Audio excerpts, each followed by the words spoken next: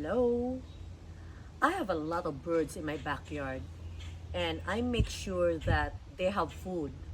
They're here all the time and I love to listen to their chirping sound.